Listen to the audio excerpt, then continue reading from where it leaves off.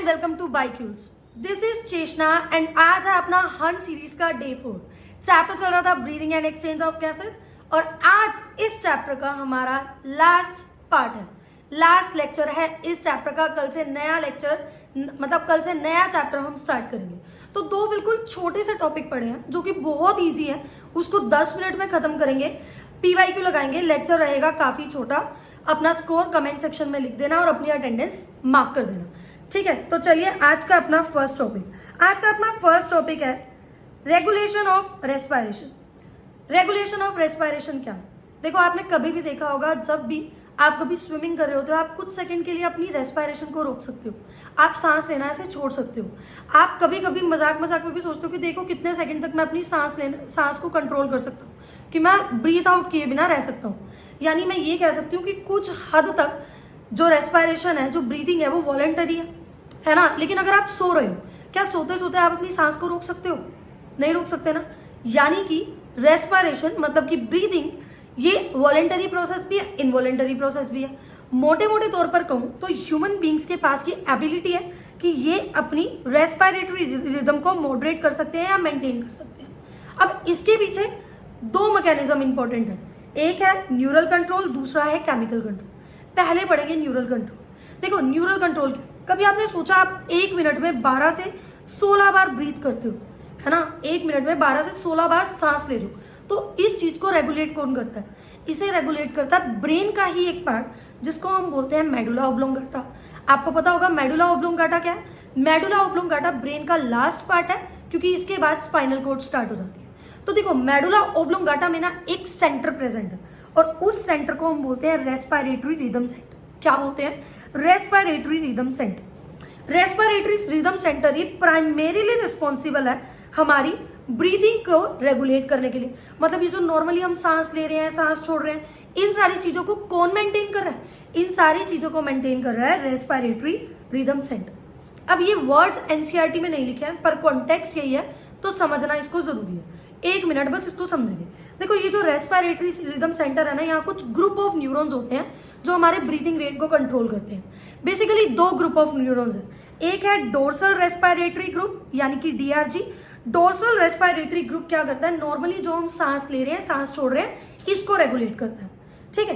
लेकिन कभी आपने देखा होगा, जब हम एक्सरसाइज करते हैं, हम बहुत ज्यादा विग्रसली सांस लेते हैं, सांस छोड़ते हैं, या कभी कभी जब हम ऐसे सोचे कि चलो धक्के से सांस छोड़कर देखते हैं, यानी फोर्सफुल एक्सपायरेशन करते हैं, तो उस केस में क्या एक्टिवेट होते हैं? उस केस में एक्टिवेट होते हैं ventral respiratory group of neurons.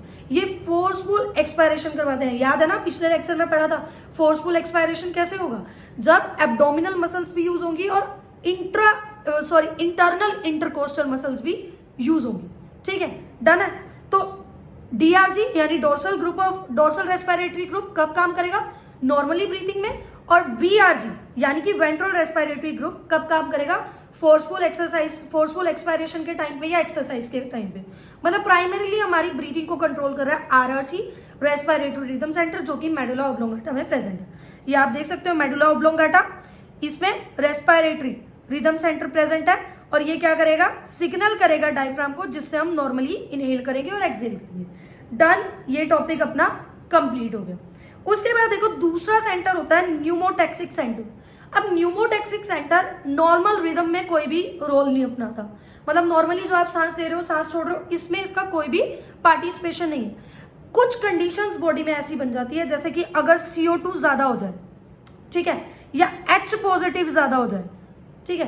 कौन से ब्लड में? ऑक्सीजनेटेड ब्लड में। देखो, हमारा हार्ट है, हमें पता है लेफ्ट जो वेंट्रिकल है वहां से अयोटा निकल रही है और बॉडी के हर एक ऑर्गन तक, हर एक पार्ट तक ऑक्सीजनेटेड ब्लड पहुंचा रही है। तो ये ऑक्सीजनेटेड ब्लड तो ब्रेन तक भी पहुंच रहा है। अगर इस ऑक्सीजनेटेड ब्लड में, ध्यान से सुनो मेरी बात, इस ऑक्सीजनेटेड ब्लड में कार्बन डाइऑक्साइड की मात्रा ज्यादा हो जाए या H पॉजिटिव की कंसेंट्रेशन ज्यादा हो जाए, तब एक्टिवेट हो जाएगा न्यूमोटैक्सिक सेंटर। कौन एक्टिवेट हो जाएगा? Pneumotaxic centre. ये न्यूमोटैक्सिक सेंटर पोन्स रीजन में प्रेजेंट है और ये सिग्नल देगा रेस्पिरेटरी रिदम सेंटर को कि स्विच ऑफ कर दे इंस्पिरेशन को। मतलब एक तरह से इंस्पिरेशन की ड्यूरेशन को कम कर दे, जिससे क्या होगा? बॉडी में, ब्लड में जो एक्सेस कार्बन डाइऑक्साइड है वो बाहर एलिमिनेट हो जाएगी। क्लियर हो गया? एक हमने पढ़ा respiratory rhythm centre, neural control में एक हमने पढ़ा रेस्पिरेटरी रिदम सेंटर जो मेडुला ओब्लोंगाटा में प्रेजेंट है, जो नॉर्मली हमारी रेस्पिरेशन को कंट्रोल कर रहा है। इसमें जो डोर्सल ग्रुप ऑफ न्यूरॉन्स है वो नॉर्मली हमारी रेस्पिरेशन को कंट्रोल कर रहे हैं, और जो वेंट्रल रेस्पिरेटरी ग्रुप है वो एक्सरसाइज के टाइम पे या फोर्सफुल एक्सपायरेशन के टाइम पे काम कर रहे हैं। दूसरा हम पढ़ते हैं न्यूमोटैक्सिक सेंटर जो पोन्स रीजन में प्रेजेंट है। इसका काम क्या है? इसको हम पोन्टाइन सेंटर भी बोलते हैं, स्विच ऑफ सेंटर भी बोलते हैं। ये मेनली रेस्पिरेटरी रिदम सेंटर की एक्टिविटीज को, फंक्शंस को मॉडरेट करते हैं। कैसे? जब बॉडी में कार्बन डाइऑक्साइड या H पॉजिटिव की अमाउंट ज्यादा हो जाएगी तो ये वहां पर RRC तक सिग्नल भेजेगा कि इंस्पिरेशन की ड्यूरेशन को कम कर दो, ताकि बॉडी में से एक्सेस CO2, ब्लड में से एक्सेस CO2 बाहर निकल जाए। डन है यहां तक? दूसरा हम पढ़ते हैं केमिकल कंट्रोल। तो देखो, एक एरिया होता है जिसको हम बोलते हैं कीमो सेंसिटिव एरिया। ये कहां पर प्रेजेंट है? यही मेडुला में रेस्पिरेटरी रिदम सेंटर के पास में प्रेजेंट है कीमो सेंसिटिव एरिया। अब ये कीमो सेंसिटिव एरिया क्या कर रहा है? ये सेंसिटिव है। किसके लिए सेंसिटिव है? कार्बन डाइऑक्साइड और H पॉजिटिव के लिए। मतलब वही बात, जब भी कभी कार्बन डाइऑक्साइड या H पॉजिटिव का अमाउंट ब्लड में ज्यादा हो जाएगा तो ये कीमो सेंसिटिव एरिया एक्टिवेट हो जाएगा। एक्टिवेट होकर ये सिग्नल भेजेगा RRC को, और RRC respiratory rhythm centre necessary adjustment करेगा, जिससे क्या होगा? CO2 और H पॉजिटिव, एक्सेस CO2 और H पॉजिटिव बॉडी से बाहर चले जाएगा, एलिमिनेट हो जाएगा। मतलब बात सिर्फ इतनी सी है, ये जो कीमो सेंसिटिव एरिया है, जब भी क्या होगा? CO2 या फिर H पॉजिटिव की कंसंट्रेशन ज्यादा होगी तो ये एक तरह से सिग्नल भेज देगा पोन्स को, और यही वाला जो सिनेरियो है वापस से रिपीट होगा। मतलब पोन्स क्या करेगा? RRC को सिग्नल भेजेगा, और RRC क्या करेगा?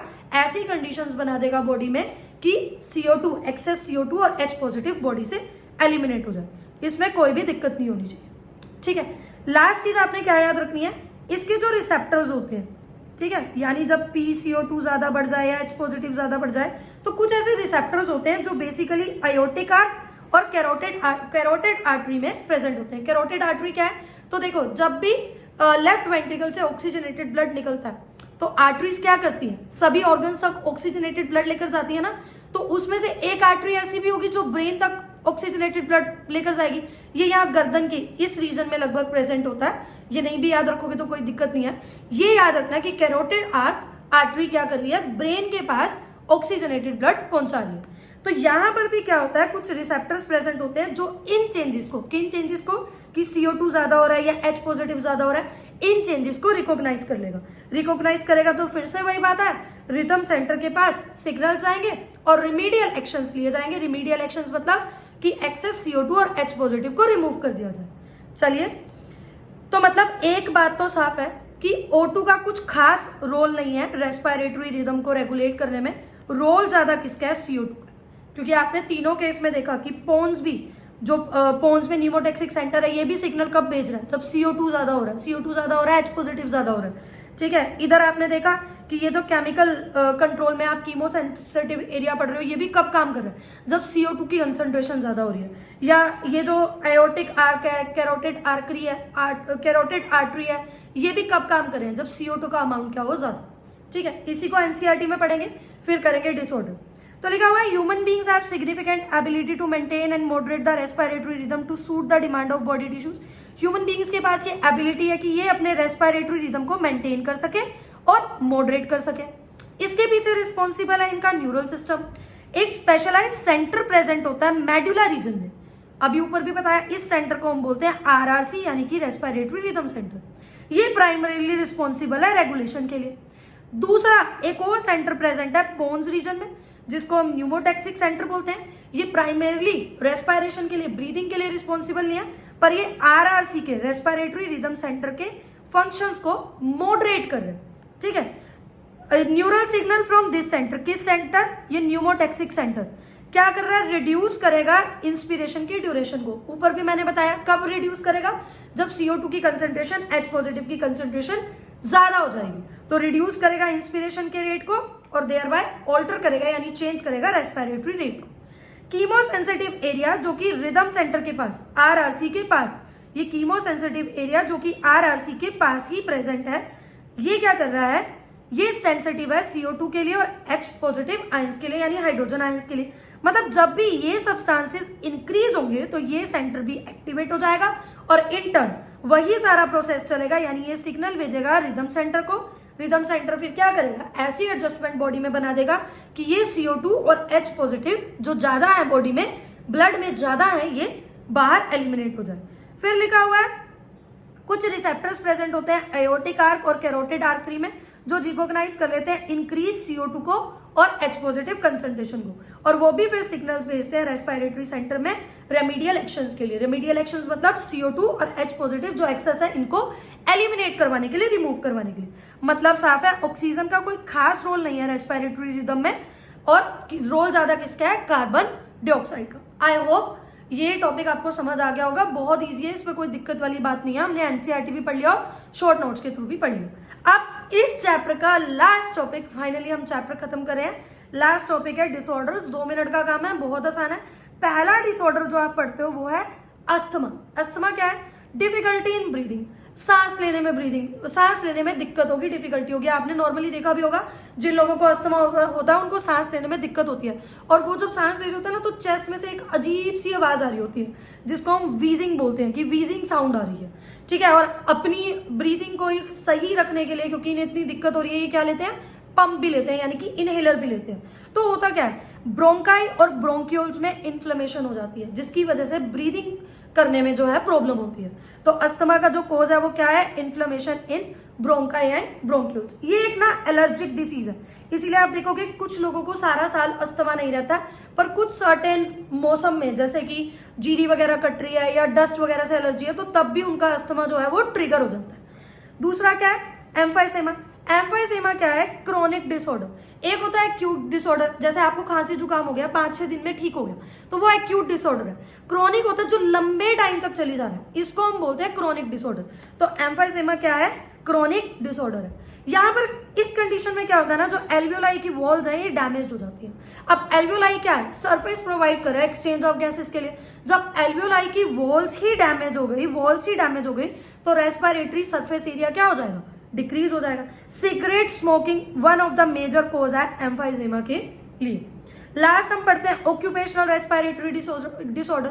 अब आपको यहां से समझ आ रहा होगा, ऑक्यूपेशनल यानी ऐसे ऑक्यूपेशन से रिलेटेड जो लोग ऐसे स्टोन इंडस्ट्री में, सीमेंट इंडस्ट्री में काम करते हैं, लगातार ये डस्ट वगैरह के एक्सपोजर में रहते हैं, हार्मफुल गैसेस के एक्सपोजर में रहते हैं। अब कुछ अमाउंट में जब हम हार्मफुल सब्सटेंसेस के एक्सपोजर में रहते हैं तो हमारा इम्यून सिस्टम काम करता है, पर जब इतना ज्यादा एक्सपोजर हो तो हमारा इम्यून सिस्टम काम नहीं कर पाता है ना। तो ऑक्यूपेशनल रेस्पिरेटरी डिसऑर्डर्स ऑक्यूपेशन से रिलेटेड है। देखो कैसे हो रहा है, जब हम किसी हार्मफुल सब्सटेंस के एक्सपोजर में है लंबे टाइम तक, वो हार्मफुल सब्सटेंस कोई गैस हो सकता है, फ्यूम हो सकते हैं, मतलब धुआं वगैरह हो सकता है, डस्ट हो सकता है, या फिर जैसे हम स्टोन इंडस्ट्री में काम कर रहे हैं या ऐसे कोई स्पेसिफिक एलिमेंट, मतलब स्पेसिफिक इंडस्ट्रीज में काम कर रहे हैं जहां पर किसी एलिमेंट की अमाउंट ज्यादा है, किसी केमिकल की अमाउंट ज्यादा है, जैसे मान लो सिलिका वगैरह वाले रीजन्स में काम कर रहे हैं, तो उससे ये डिसऑर्डर हो जाता है कि बॉडी का ना defence mechanism fully cope up नहीं कर पा रहा है। तो होता क्या है, इतने ज्यादा एक्सपोजर की वजह से फिब्रियोसिस हो जाता है। फिब्रियोसिस मतलब जो लंग्स के जो फाइब्रस टिश्यू है ना, उनमें लंग्स के अंदर जो है वो फाइब्रस टिश्यू की प्रोलिफरेशन हो जाती है, ठीक है, और लंग्स का जो है वो सीरियस डैमेज हो जाता है। डन है। अस्थमा को पढ़ोगे, अस्थमा में डिफिकल्टी हो रही है ब्रीदिंग में, जिसकी वजह से ब्रीजिंग हो रही है, मतलब सांस लेने में एक अजीब सी आवाज आ रही है। ये क्यों हो रहा है, क्योंकि ब्रोंकाई और ब्रोंक्यूल्स में इन्फ्लेमेशन हो रही है। दूसरा आप पढ़ोगे एम्फाइसेमा। एम्फाइसेमा क्रोनिक डिसऑर्डर है और इसकी वजह से क्या हो रहा है, रेस्पिरेटरी सरफेस एरिया डिक्रीज हो रहा है, क्योंकि एल्वियोलाई की वॉल्स डैमेज हो रही है। ये सिगरेट स्मोकिंग इसका one of the major cause है।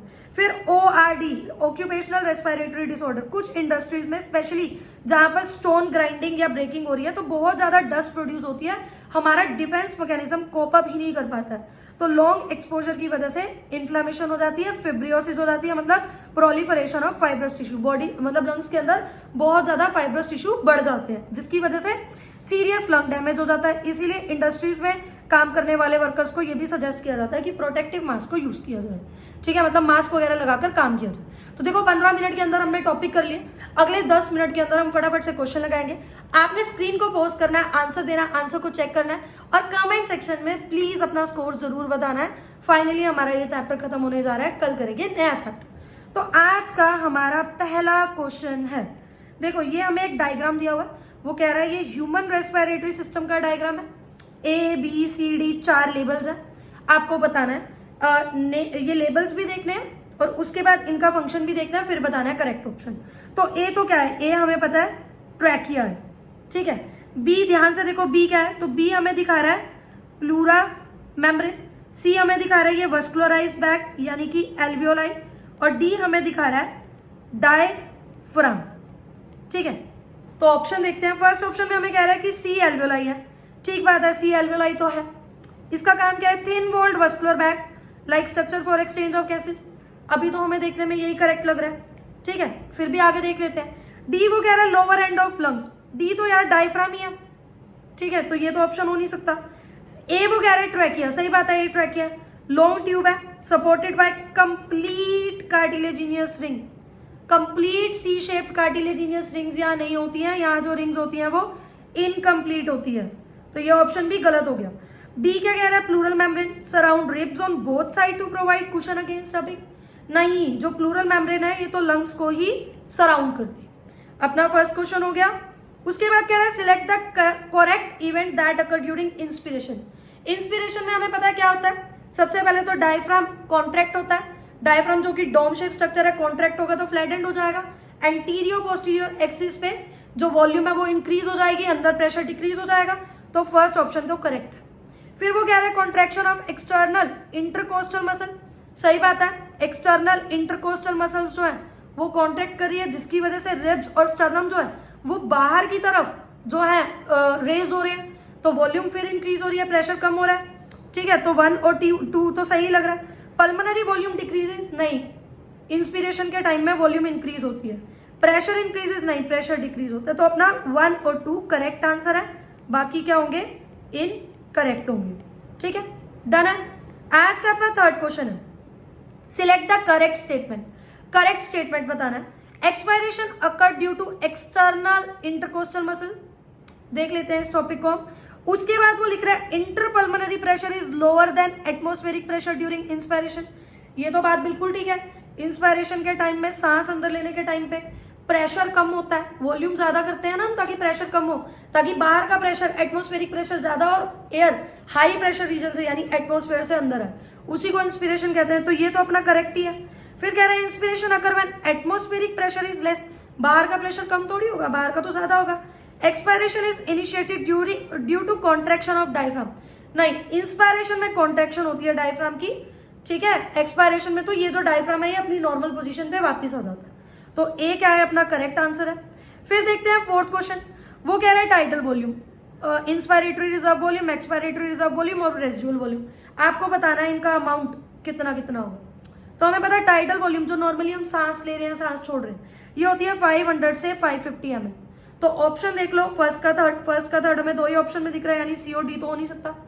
फिर देखो inspiratory reserve volume, IRV, inspiratory reserve volume कितनी होती है, ये होती है लगभग ये होगी हमारे पास 2500 से 3000, ठीक है, तो बी का तो अपना हो गया 1, यानी आंसर तो हमें मिल चुका है, फिर भी हम बाकी के भी ऑप्शंस को देख लेंगे।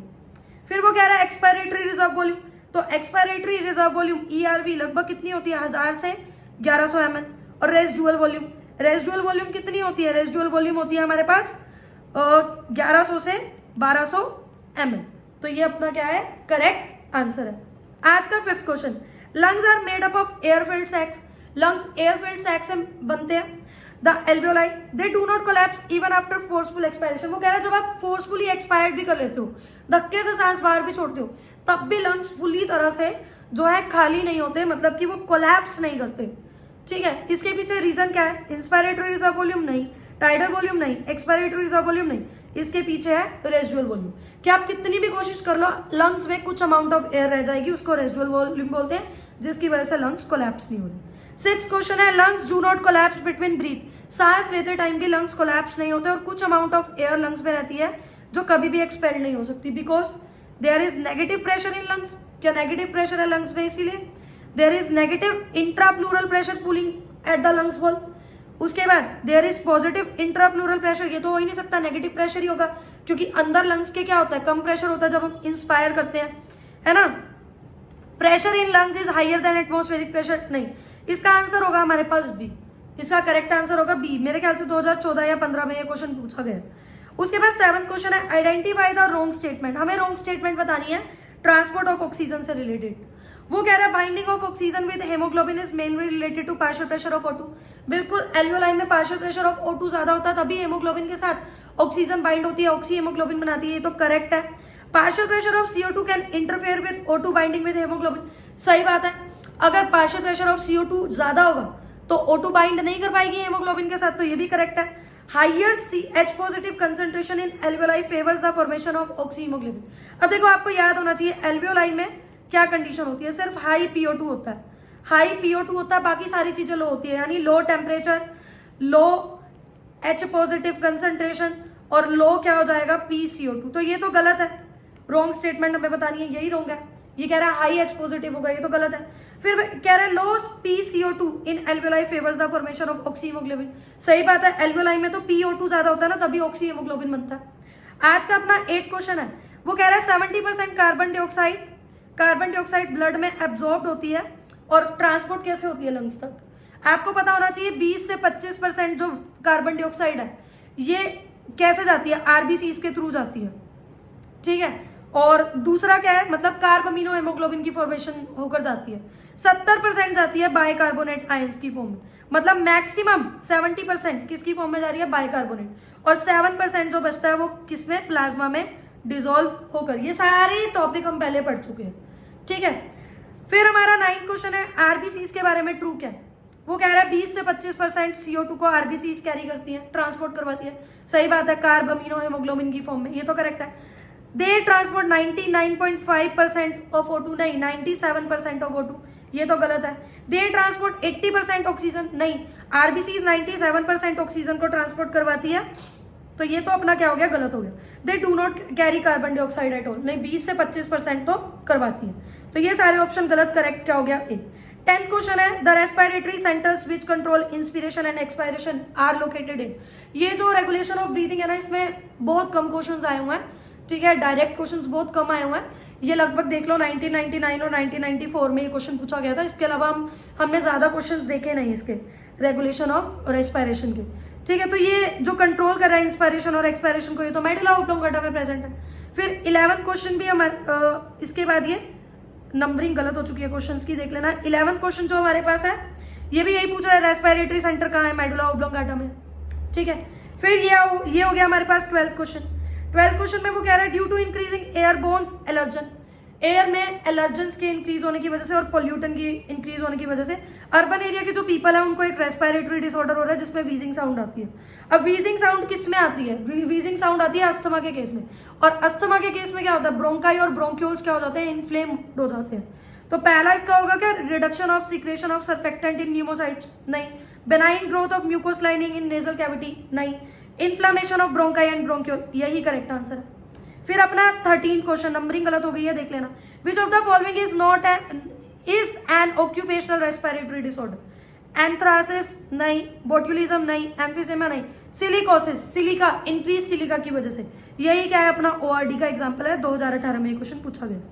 अपना 13th क्वेश्चन है आज का, विच of the following correctly represent lung condition, asthma और एम्फाइमा। अस्थमा में क्या हो रहा है, अस्थमा में ब्रोंकाई और ब्रोंक्यूल्स में इन्फ्लेमेशन हो रही है, और एम्फाइमा क्या है, क्रोनिक डिसऑर्डर है जिसमें रेस्पिरेटरी सरफेस डिक्रीज हो रहा है। तो पहला तो वो बोल रहा है inflammation of bronchioles, decrease respiratory surface, मेरे ख्याल से तो यही करेक्ट होना चाहिए। फिर भी बाकी पढ़ लेते हैं। दूसरे में वो कह रहा है इंक्रीज नंबर ऑफ ब्रोंक्यूल, ये तो अस्थमा में होता ही नहीं। इंक्रीज रेस्पिरेटरी सरफेस, ये भी अस्थमा में भी नहीं होता है। डिक्रीज रेस्पिरेटरी सरफेस, ये भी अस्थमा में नहीं होता। तो अपना ए क्या हो जाएगा, करेक्ट आंसर हो जाएगा। 14th क्वेश्चन है, 14th नहीं, ये होगा अपना 13, 14 और ये होगा अपना 15th क्वेश्चन। 15th क्वेश्चन है name the chronic respiratory disorder cause mainly by cigarette smoking. ऊपर पड़ा है सिगरेट स्मोकिंग की वजह से एम्फाइजेमा होता है। आज का अपना 16th क्वेश्चन है अस्थमा किस वजह से हो रहा है, अस्थमा इन्फ्लेमेशन ऑफ ब्रोंकियोल्स और ब्रोंकाई की वजह से हो रहा है, और ये एक एलर्जिक डिसऑर्डर है, ठीक है। तो इन्फ्लेमेशन ऑफ ट्रैकिया नहीं, accumulation of fluid in lungs नहीं, बैक्टीरियल इन्फेक्शन नहीं, allergic reaction of mass sales in lungs, D क्या होगा, करेक्ट आंसर होगा। तो आज का अपना last question, question number 17, score बता देना 17 में से कितना आया तुम्हारा। Name the pulmonary disease in which alveolar surface area involved in gaseous exchanges drastically reduce. दोबारा देख लो, 3 बार ये क्वेश्चन हमने पढ़ लिया, ये किसमें होता है, एम्फाइजेमा में होता है, आप सबको पता है। इसी के साथ अपना ये चैप्टर कंप्लीट होता है। टेलीग्राम पे डेली रात को 10 बजे क्वेश्चंस पोस्ट होते हैं, उनका भी आंसर देना। मेनली जो चैप्टर यहाँ चल रहा होता है उससे 5 एमसीक्यू और +2 के जो चैप्टर्स हैं उससे 5 एमसीक्यू हम डालते हैं। तो देखो हर लेक्चर में भी आपको 10 से 15 एमसीक्यू मिल रहे हैं और वहां भी मिल रहे हैं। और ये कितना फ्री इनिशिएटिव है। अब आप खुद सोचो, अगर आप डेली इतने एमसीक्यू लगा रहे हो बिल्कुल मजे में, आराम से 10-15 मिनट ही लगेंगे इनको लगाने में। टेलीग्राम पे 5-7 मिनट कह लो और इस लेक्चर में जो एमसीक्यू है उसमें 5-7 मिनट लगा लो, ठीक है। तो 10-15 मिनट आपको लगेंगे और कितनी अच्छी आपकी रिवीजन हो जाएगी, कितने सारे आपके क्वेश्चन प्रैक्टिस हो जाएंगे। तो टेलीग्राम को सब्सक्राइब कर लेना, इंस्टाग्राम पे हमें फॉलो कर लेना। और अब भी ये बिंदास मेंटरशिप आपने ज्वाइन नहीं की, जिसमें लिटरली आपके रूटीन के हिसाब से आपके बैकलॉग्स पूरे करवाए जाते हैं, टेस्ट की तैयारी करवाई जाती है, आपको डेली रूटीन दिया जाता है, आपके डेली टारगेट दिए जाते हैं, आपके रूटीन के हिसाब से आपको टाइम टेबल दिया जाता है। बच्चे लिटरली 10-10 घंटे की पढ़ाई कर रहे हैं इस टाइम टेबल के बाद, क्योंकि अब उनको किसी बात का गिल्ट नहीं है कि उनसे पढ़ाई नहीं हो रही। और उनके सर पे हमेशा एक डंडा है, एक अकाउंटेबिलिटी है कि उनको शाम को रात को जवाब देना कि कितना काम हो गया। तो उनको कोई टेंशन ही नहीं है, खुद स्केड्यूल बनाने की टेंशन ही नहीं है। एक रोबोट की तरह वो काम कर रहे हैं, क्योंकि सारा स्केड्यूल सारी प्लानिंग हम लोग कर दे रहे हैं। तो अब तक भी आपने ज्वाइन नहीं किया है, या तो मुझे कमेंट सेक्शन में लिख दो, मैं आपको ईमेल आईडी दे दूंगी अपनी, या इंस्टाग्राम पे मैसेज कर लो, कुछ भी कर लो। 600 रुपये पर मंथ है। काफी बच्चे इसका काफी फायदा उठा रहे हैं। लिटरली उनकी कंसिस्टेंसी इतनी मेंटेन हो चुकी है, 8-8 10-10 घंटे आराम से पढ़ रहे हैं। तो अब तक भी ज्वाइन नहीं किया, आप कर लो। कमेंट सेक्शन में अपना स्कोर जरूर बता देना, टेलीग्राम भी ज्वाइन कर लेना। Thank you so much, love you all. मिलते हैं कल हंट सीरीज J5 में नए चैप्टर के साथ। चैप्टर होगा बॉडी फ्लूइड्स एंड सर्कुलेशन। तो चैनल को सब्सक्राइब कर देना, वीडियो को लाइक कर देना, कमेंट सेक्शन में अपने प्यारे रिव्यूज दे देना। Tata bye bye, love you all.